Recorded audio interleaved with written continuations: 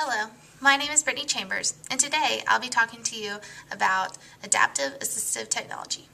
What adaptive and assistive technology is any type of technology that allows students with disabilities, such as physical, learning, or emotional disabilities, to participate in the classroom just like everyone else.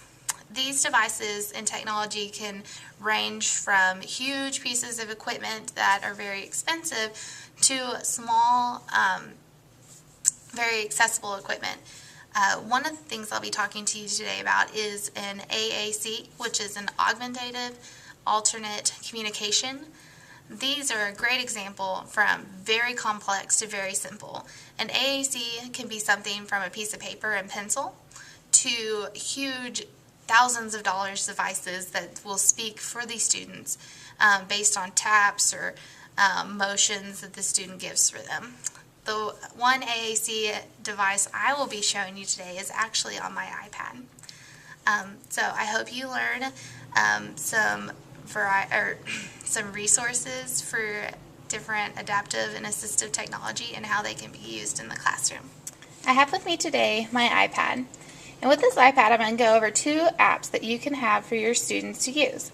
One of them is for learning disabilities, and specifically math learning disabilities. And the second one is for a physical disability where the student is not able to communicate with other people. The first one we're going to talk about is Algebra Touch. This app here allows students to work on specific areas that they are having a hard time understanding. It goes all the way down to the basics in algebra, such as addition. So what we have here is we can go to Explain down here at the bottom, and what it does is in this box it'll explain to you. You can add numbers together in any order. The result will always be the same. Tap the plus sign to try it out. So we'll come up here to our problem and we can add whichever order we want to.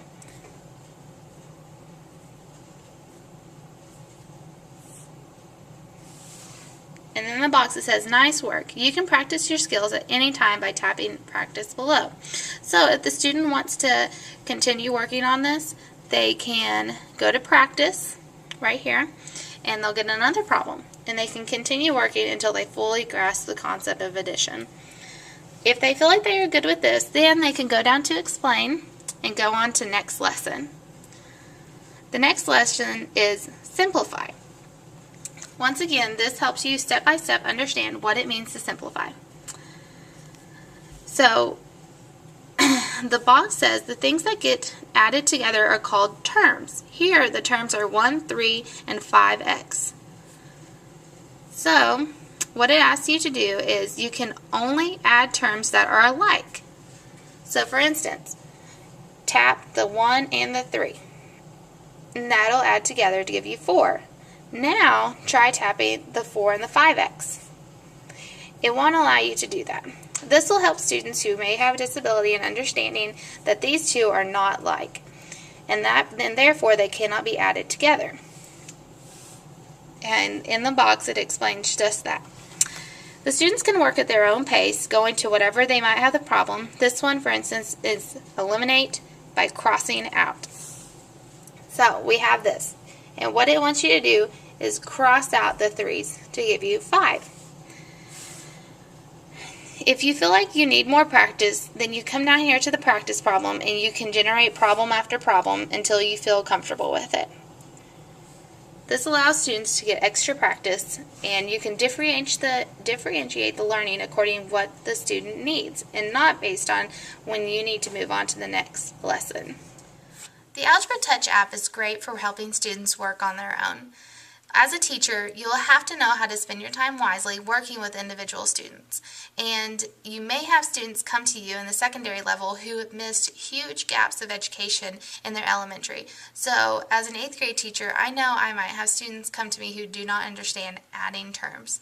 So this app would be great to use with those students, how to have them sit aside and just sit here and work with it, because I might not have time to sit down and explain adding to them, but they can get it by working through these apps. Plus, it's on an iPad, and most students love using any type of technology, so if you tell them they get to go work on an iPad, they'll be more excited about having to learn how to add. This is also a great way to try to tie things into their homes. Some students nowadays, their parents have iPads, or they have iPhones, or their parents have iPhones. These apps can be downloaded on both. So that way, not only can you have them working on it in the classroom, but you can send them home to work on it. And another great thing with this is, unlike sending home a worksheet for them, they could spend all night doing a worksheet and not know if they got the right answer. These apps, they will know right then if they're doing it the right way or not. So it's not like they're doing practice and doing it the wrong way. This technology can tell them, no, this is not right. You need to do this differently, and it can explain what they're doing incorrectly. So this type of technology, I feel like, is the best way for teaching rather than just giving worksheet after worksheet, because it truly works with the students and helps explain to them what is going on. Okay. Here is my iPad again, and now we're going to go over the AAC that I was discussing with you at the beginning of this video presentation. And the one I have chosen is called One Voice, and it's the light version. So I'll go over the difference between the light and the pro version. Well, here we have this is the school category, and up here we have different categories. They are needs and wants, friends and family, my day, feelings and emotions, places, home, school, food, greetings, opinions, action words, colors, shape, numbers, and word list. As I was stating before, what AACs do is they help students who may not be able to communicate with other people. So right now we're in the school category. And what is great for this is, say there is a student who is needing to go to the restroom. They can come up here to categories, needs and wants, select I need, go back to the categories, school, and bathroom. So they can raise their hand, the teacher can come by and read, and it says I need bathroom. So that allows the teacher to know, okay, this student needs to go to the restroom. Without this device, students and teachers may not be able to communicate, and it can get very frustrating for both parties. And whenever the student gets frustrated, learning does not happen. And when the teacher gets frustrated, then instruction is not as good as it can be. So this is a lifesaver for both people. This can also be used in other settings. If you're working on math or any type of subject, you can help them. You as a teacher can come by and pick a color for it, or you can come by and say numbers. For instance, if you wanted the student to come up and do number 7 up on the board, you can put number 7 up there, and they'll understand that you're wanting them to come do number 7. This also allows you can click on the text box up here, and this part pops up.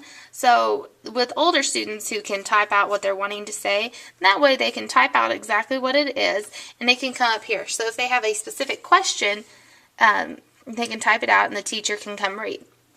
The pictures are more for elementary students who may not be able to type out what they're wanting to say. This is a tool for them to be able to use, knowing how to communicate. So this can be used from K through 12th grade with any student.